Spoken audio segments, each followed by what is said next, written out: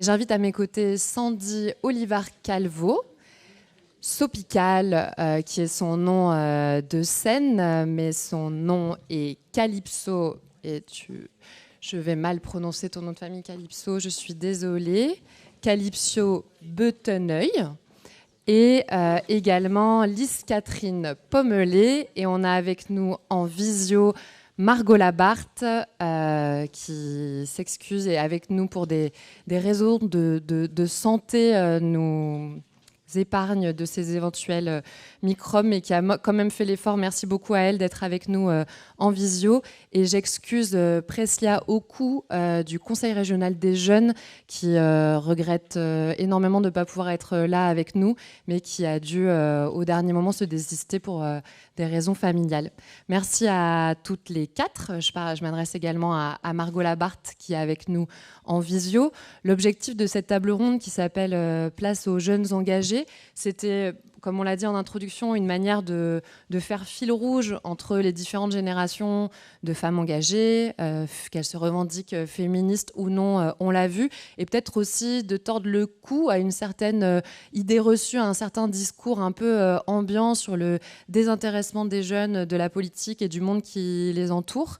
On voit à travers vous, mais aussi à travers les mobilisations, qu'elles soient dans la rue ou sur les réseaux sociaux, que les jeunes générations sont mobilisées. En particulier, on le verra sur les questions de défense du climat et sur la question de l'égalité entre les femmes et les hommes.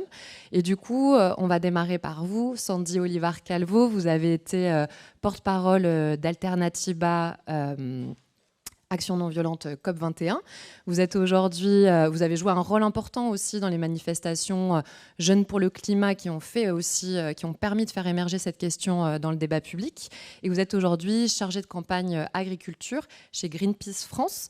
Est-ce que vous pouvez nous en dire un peu plus sur cet engagement, cette prise de conscience et votre parcours militant plutôt dans des sphères organisations écologistes?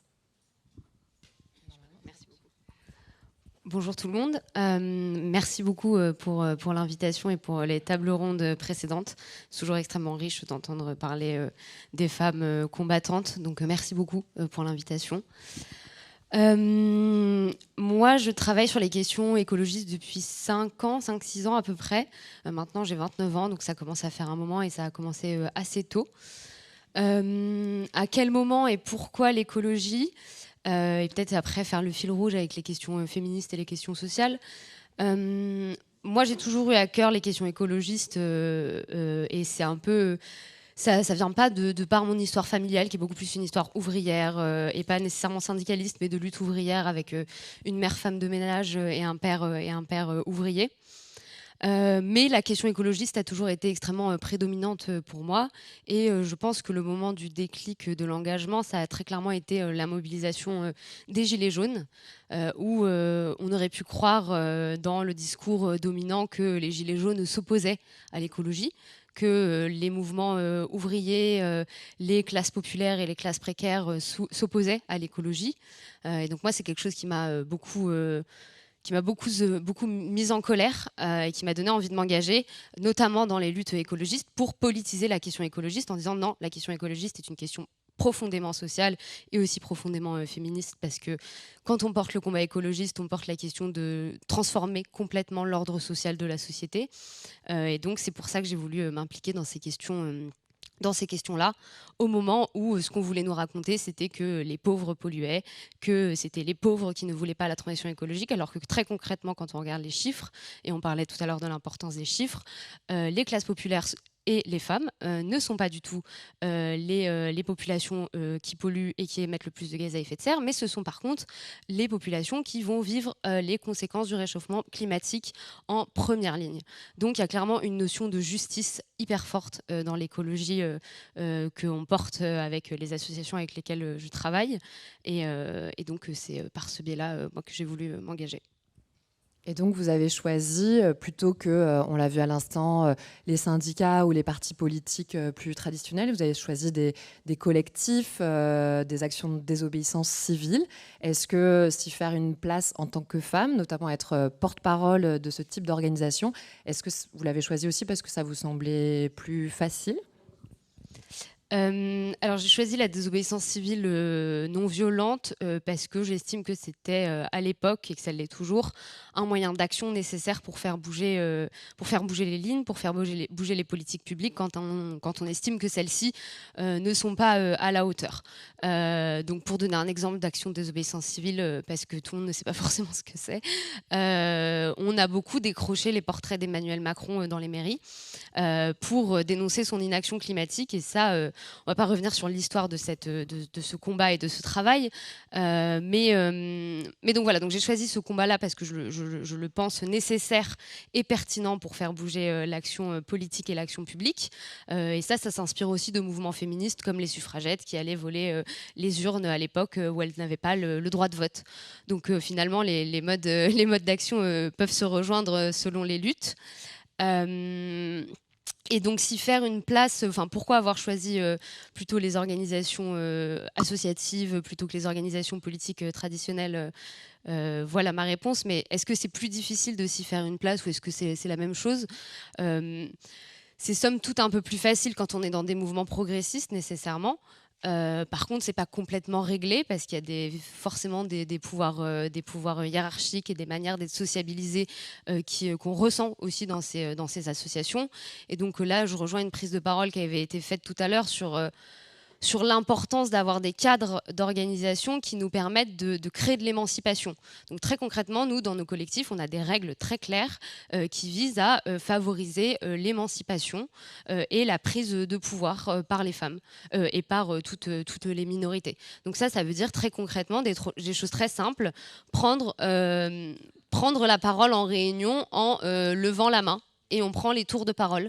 Et en fait, comme ça, on se rend bien compte que chacun apprend à se réguler, que les femmes prennent le temps de réfléchir et de mûrir leurs réflexions et prennent beaucoup plus de place dans les réunions.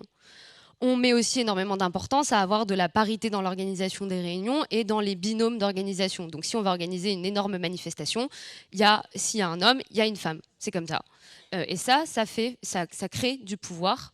Et de même pour les porte-parole. Là, on a mis énormément d'importance au fait d'avoir énormément de femmes dans les prises de parole. Mais ça, c'est pas juste une question d'équité, c'est aussi une question de représentativité. Parce que dans les mouvements écologistes, il y a principalement des femmes qui s'engagent. Donc la moindre des choses, c'est de les mettre à l'honneur publiquement et pas seulement dans des rôles de backup où on ne voit pas forcément et on ne les valorise pas nécessairement. Et donc ça, c'est déjà transgressif quand on est simplement une femme, une jeune femme, d'être publique. Encore plus quand on porte des valeurs écologistes ou féministes. C'est déjà transgressif de prendre la parole publiquement, et on pourra peut-être en parler après aux difficultés auxquelles on se heurte. Merci beaucoup. Merci Sandy. Je passe la parole à Margot Labarthe, si elle nous entend et si on l'entend surtout. Margot. Je t'entends. Est-ce que tu m'entends, oui, toi, Margot? On t'entend. Tout va bien. Donc Margot, tu es invitée, engagée aussi depuis plusieurs années, notamment dans les Landes, où tu as cofondé l'association Team Sama, qui organise, on pourra en reparler, et pareil, on enverra les informations, un festival écoféministe qui s'appelle EB, qui a lieu, on peut le dire dès à présent, les 15 et 16 juin prochains à Mont-de-Marsan. Mais avant ce festival, tu as créé un podcast qui s'appelle Les femmes de chez moi, où tu mets à l'honneur des femmes qui ne le sont pas. Est-ce que tu peux nous en dire plus sur ce premier projet avant le festival Team Sama, ce projet de podcast, d'où il vient, et tirer le fil aussi du début de ton engagement féministe? Alors, les femmes de chez moi, c'est né quand je travaillais à Radio MDM, qui est une radio locale associative dans les Landes. Et j'ai intégré cette radio en revenant dans les Landes en 2017, et c'était à peu près le moment de MeToo. Et donc, je me suis réintéressée aux questions féministes à ce moment-là. J'ai commencé à écouter des podcasts parce qu'il y avait pas mal de podcasts qui sortaient à cette époque, notamment La Poudre. Et en écoutant ce podcast-là, j'avais du mal à me reconnaître dans les portraits des invités qui étaient faits. Et j'ai eu envie de créer quelque chose qui puisse parler à à des jeunes filles et des jeunes femmes qui avaient grandi comme moi en ruralité et de pouvoir créer des sortes d'archives, des portraits auxquels elles pourraient se rattacher et montrer aussi tout ce qu'il était possible de faire euh, en étant né ou en ayant vécu ou en étant passé par les Landes. Donc valoriser un peu des parcours différents dont on n'entendait jamais parler. Voilà un petit peu l'idée des femmes de chez moi. Et dans le même temps, du coup, je cherchais des collectifs féministes pour essayer de rattacher à des choses un peu plus concrètes, peut-être ce que j'apprenais moi en écoutant et en me documentant sur ces questions féministes auxquelles je me réintéressais. Euh, mais je trouvais pas forcément de collectif localement. Donc je me suis dit, bon, eh bien, créons-le, ce collectif. Donc j'ai commencé par organiser une soirée, un ciné-débat autour d'un film documentaire qui s'appelle Female Pleasure. Et, et le fait qu'il y ait plus de 100 personnes qui soient venues à cette projection, je me suis dit, bon, ça vaut le coup peut-être de faire quelque chose effectivement localement. Et c'est plus ou moins comme ça, en gros, qu'est née l'aventure de Team Sama derrière. Merci beaucoup. Merci Margot. Et pour terminer sur les... Pardon, pas du tout pour terminer, pour continuer sur les présentations. Donc, Lise Catherine Pommelet-Guilleres, vous avez 18 ans. Vous venez de Dordogne. Merci d'être là aujourd'hui. Vous êtes membre du Conseil régional des jeunes, où vous portez plusieurs motifs d'engagement, plusieurs thèmes d'engagement, et en particulier la question des droits des femmes. Est-ce que vous pouvez nous en dire un petit peu plus sur le Conseil régional des jeunes et comment, à 18 ans, vous êtes retrouvé membre de cette instance régionale? Donc, bonjour à tous, merci de me recevoir. Vous m'entendez bien? Bon, Oui, super. Donc, le Conseil régional des jeunes, c'est 108 jeunes de toute la région Nouvelle-Aquitaine. Et notre rôle, c'est de représenter la parole des jeunes auprès des élus régionaux et de porter des projets sur la mobilité, notamment, c'est notre première cause de préoccupation. Et en deuxième, nous avons les discriminations. Donc au pluriel, ce n'est pas que les violences faites aux femmes ou les problèmes d'inégalité de genre, mais toutes les sortes de discriminations. Mais on a aussi des groupes de travail sur ces discriminations, et notamment on a Initiative au féminin. On a participé à Ragnagna Party. On essaie vraiment de mener ce travail-là. Et puis, il faut savoir aussi que le Conseil régional des jeunes, donc on est 108 jeunes, à moitié de femmes, à moitié d'hommes. On a été tirés au sort suite à une candidature. Et on a des collèges, donc on a fait en sorte que dans notre désignation, dans notre tirage au sort, tout soit paritaire. Il y a autant d'hommes que de femmes et on essaie de mettre en place un système pour que dans la prise de parole, également en plénière ou lors des visios, on puisse avoir 50-50 au niveau de la répartition. Et donc, à 18 ans, oui, on peut faire ça. Je l'ai intégré quand j'avais 17 ans parce qu'on est de 15 ans à 29 ans au Conseil régional des jeunes. On a eu l'information, moi je faisais partie du collège donc, de lycéens, parce que j'étais en terminale. On l'a eu par Pronote, mais on pouvait aussi avoir l'information sur bien d'autres plateformes, puisqu'on a été quand même nombreux à se présenter. Et donc, nous, notre mandat se finit là en juillet. Donc, il va falloir recruter des nouveaux membres. Alors, venez, hein, c'est super, le CRJ. Surtout que voilà, on prend part à des événements comme celui-là, comme celui d'hier où j'ai participé à Hors Radar, qui était un événement sur les violences sexistes et sexuelles faites aux femmes, et plein d'autres événements, même inter-CRJ.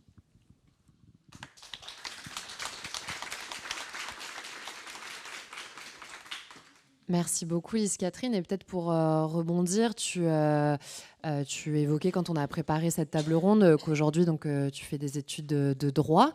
Est-ce que les études que tu as choisies sont en lien avec cette volonté de t'engager? Et peut-être qu'est-ce que tu observes, en tout cas pourquoi ce choix et est-ce que ça a un lien avec ta sensibilité sur les questions féministes ?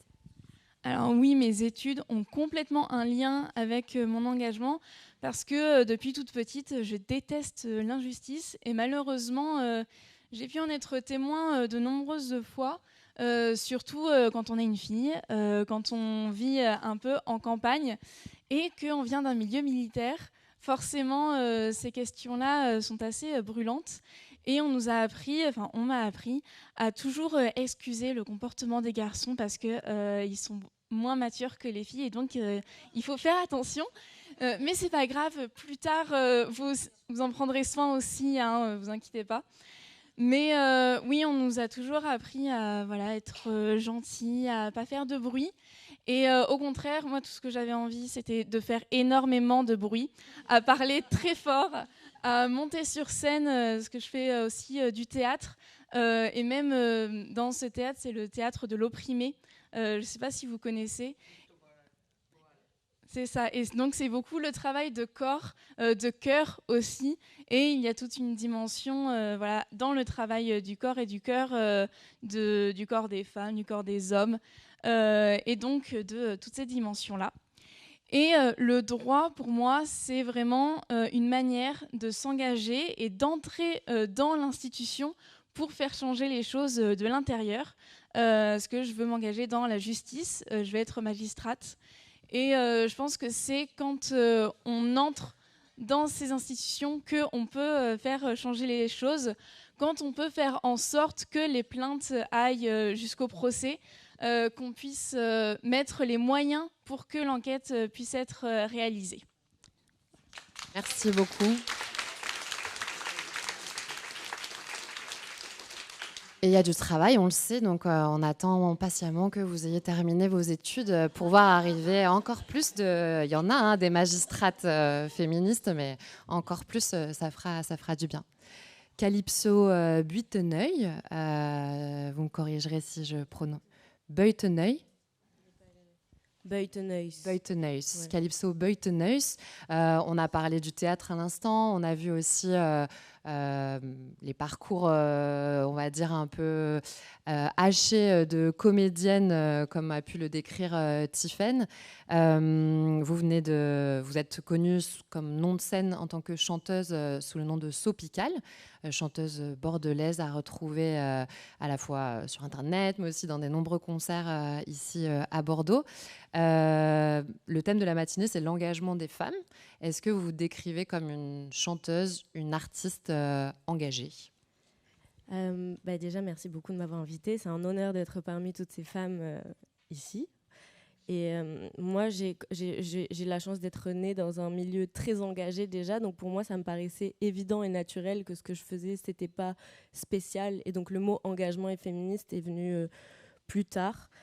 Et comme j'ai commencé par être comédienne assez tôt au lycée, je me suis rendu compte que je ne pouvais pas vraiment choisir des projets engagés, que même si j'arrivais à trouver... Finalement, je crois que j'ai tourné avec plus de femmes réalisatrices et metteurs en scène que d'hommes, mais ce n'était pas tout le temps évident.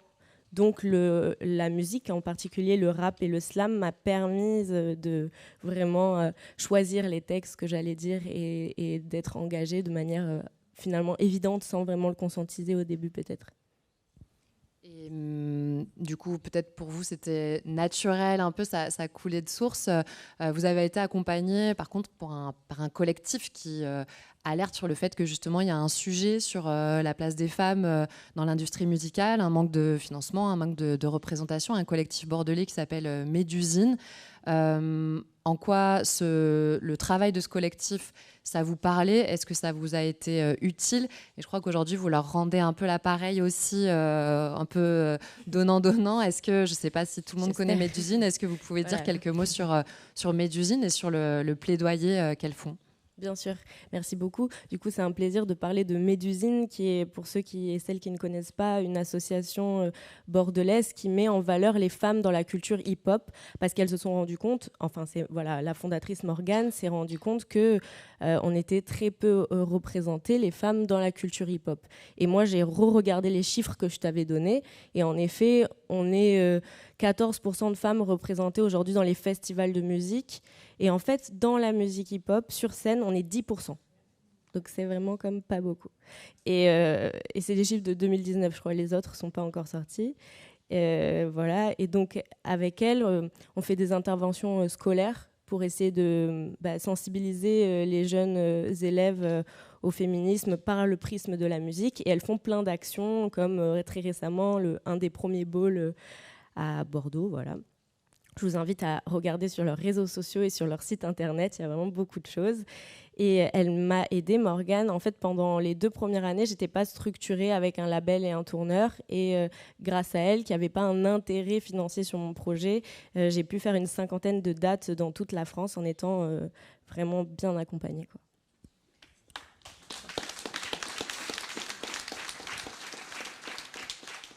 Ça nous permet de rebondir, on parlait de programmation musicale sur le festival EB, donc, qui a programmé Sopical il y a 2 ans, si je ne me trompe pas.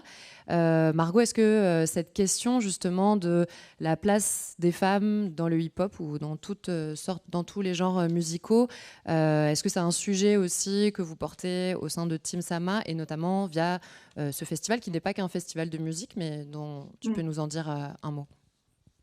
Oui, oui, exactement. Par rapport aux chiffres que donnait Sopical là, à l'instant, ça me faisait penser qu'on peut carrément programmer plein de femmes et que des femmes ou minorités de genre dans un festival. Et EB, c'est la preuve par... Enfin, c'est la meilleure preuve pour le démontrer, parce que notre programmation, du coup, elle est exclusivement composée de femmes et minorités de genre. Et donc, l'idée du festival aussi, parce que je crois que je n'ai pas répondu à cette partie de ta question tout à l'heure, c'était de ramener aussi toutes ces problématiques féministes et toutes les questions qui peuvent se poser dans les plus grandes villes avec des formats de conférences ou de festivals à Paris ou à Bordeaux par exemple, ramener ça dans les Landes aussi et le rendre accessible au public landais, qu'on n'ait pas des centaines de kilomètres à faire à chaque fois parce qu'on n'a pas forcément... En tout cas, moi, quand j'ai créé EB, l'idée c'était... Enfin, j'avais ni le temps ni l'argent pour monter à Paris tous les week-ends, à assister à une conférence ou à une rencontre littéraire. Donc je me suis dit, essayons de proposer ça ici. Et bon, effectivement, ce que je disais aussi tout à l'heure, c'est que le public est là et que ça parle et ça... Il y a des demandes et il y a de plus en plus de gens qui s'investissent aussi dans l'assaut pour venir programmer des choses avec nous, proposer des événements à côté de EB aussi, que ce soit des week-ends thématiques, des rencontres littéraires ou des concerts. Donc remettre aussi voilà, dans la ruralité ces questions un peu au centre de nos réflexions, parce qu'on a le droit aussi à de la programmation de qualité et des réflexions de qualité. Et donc, oui, Sopical, elle est venue il y a 2 ans, effectivement, pour EB, et c'était très, très chouette à jouer. C'était juste avant Thé comme Thérèse, je crois, et c'était une très, très belle soirée. Merci. Ça fait aussi de la publicité pour la prochaine édition de EB Festival, où c'est peut-être le seul festival où vous verrez 100% de femmes et minorités de genre à la programmation du festival. C'est pas que propre au hip-hop, hein. Je regardais les prochains gros festivals programmés dans la région. Franchement, à part une femme chanteuse de temps en temps, il y a très très très peu de groupes entièrement composés de femmes, alors que c'est beaucoup plus le cas du côté des hommes. Peut-être un mot, donc Margot disait à l'instant, le public est là sur les questions féministes, le public est là pour les événements sur ces sujets. Se définir comme une chanteuse féministe, est-ce que dans l'industrie musicale, est-ce que ça clive, est-ce que ça enferme dans une niche, au contraire aussi, est-ce qu'il y a un public pour les textes que vous défendez, pour les valeurs que vous portez, et comment c'est reçu aussi globalement dans les médias, dans ce qui fait vivre aussi une artiste et ce dont vous avez besoin? Moi j'ai beaucoup de chance parce que je suis accompagnée par un label et un tourneur qui m'encouragent au contraire sur ces questions-là et qui me soutient.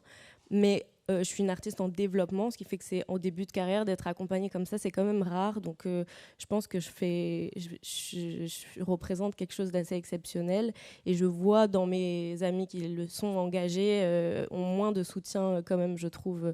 Après, de plus en plus, ça change. Et moi, j'ai sorti un titre qui s'appelle « Regarde-moi », qui est le titre un peu le plus engagé, disons frontalement, que j'ai fait sans passer des fois par de la poésie, en étant même vulgaire. Et j'ai eu un retour des médias qui m'a fait réaliser à quel point cette chanson était engagée et gênante. Et je ne me rendais pas compte, moi, je pensais que c'était OK et qu'elle n'allait pas vraiment choquer parce que les garçons, ils sont vraiment plus violents. Ils appellent d'ailleurs aux violences. On parlait de masculinisme, mais ils appellent à faire de la violence aux femmes, alors que moi, je demande juste l'égalité et je fais des blagues. Les médias n'ont pas bien reçu du tout.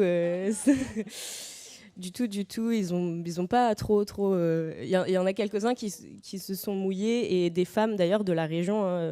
Radio France, sur un coup de cœur de la région, c'est porté volontaire, mais le reste, c'était non, on va choquer les gens, quoi, et on ne veut pas. Est-ce que sur la question de la réception, pour vous, pareil, Sandy, on l'a dit un peu, être une femme jeune qui porte ces sujets, ça peut gratouiller parfois, surtout quand il y a des opposants.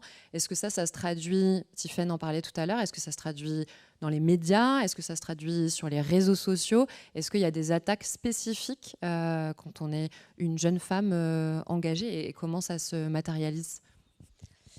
Oui, déjà de prendre la parole, quelle que soit la manière, c'est quelque chose de transgressif, de vouloir accéder à l'espace public, que ce soit par le biais des médias ou par le biais des réseaux sociaux ou par le biais de la politique. Ça reste, ça change, ça évolue, mais ça reste encore quelque chose de transgressif.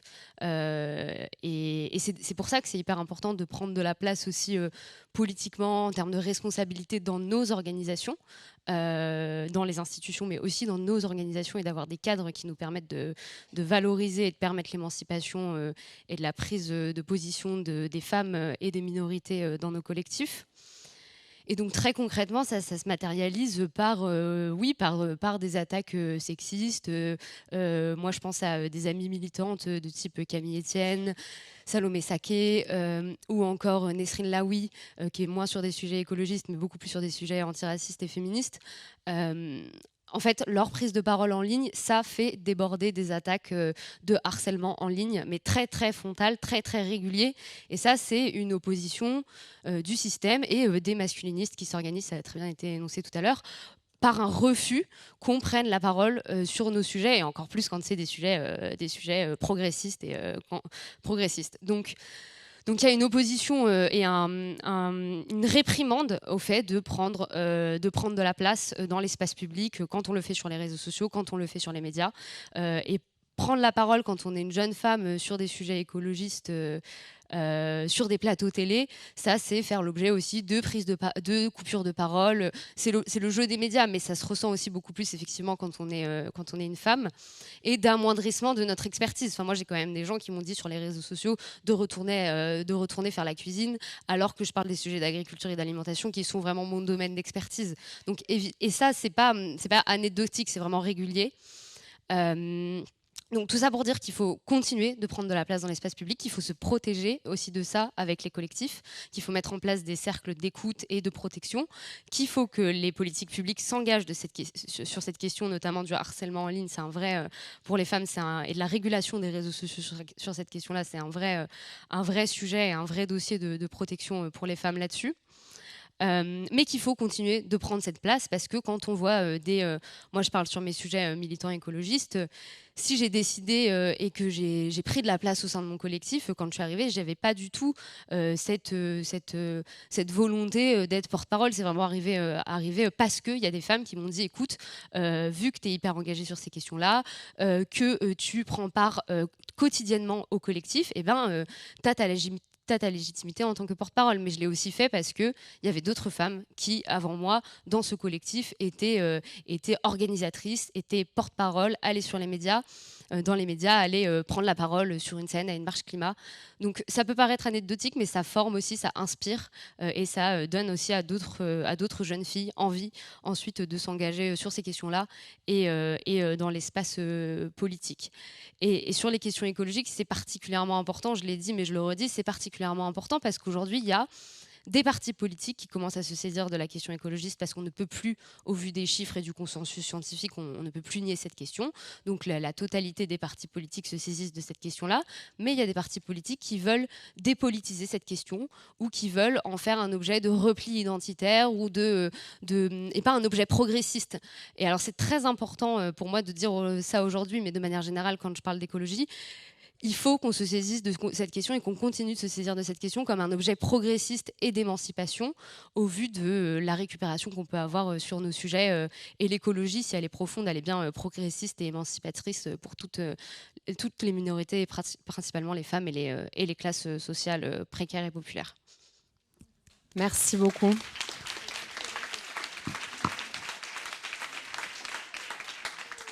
On arrive à la fin de cette séquence et on ne va pas laisser trop de place aux réactions ni au masculinisme et se positionner en mode action. Demain 8 mars, ça a été évoqué, des organisations syndicales, des collectifs féministes appellent à une grève des femmes. Je voulais qu'on termine là-dessus avec Margot Labarthe parce que c'est le cas à Bordeaux. Il y a un appel à un rassemblement à midi à la place de la Victoire. C'est le cas aussi dans les Landes puisqu'on a bien vu qu'il ne se passait pas que des choses à Bordeaux et Paris mais aussi dans toute la France et notamment des rassemblements à l'occasion du 8 mars. Et du coup, Margot, je te retourne la question. Est-ce que faire la grève, c'est vrai que ce n'est pas forcément là où on attend le plus les féministes, en particulier en France. Je rappelle juste qu'en Espagne, en 2018, il y a eu 5 millions de personnes dans la rue le 8 mars 2018 en Espagne à l'occasion d'une grande grève féministe.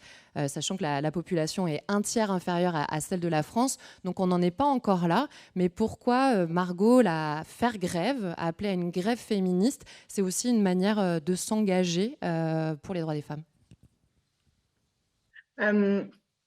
Parce que c'est un mode d'action qui est accessible à tout le monde, la grève.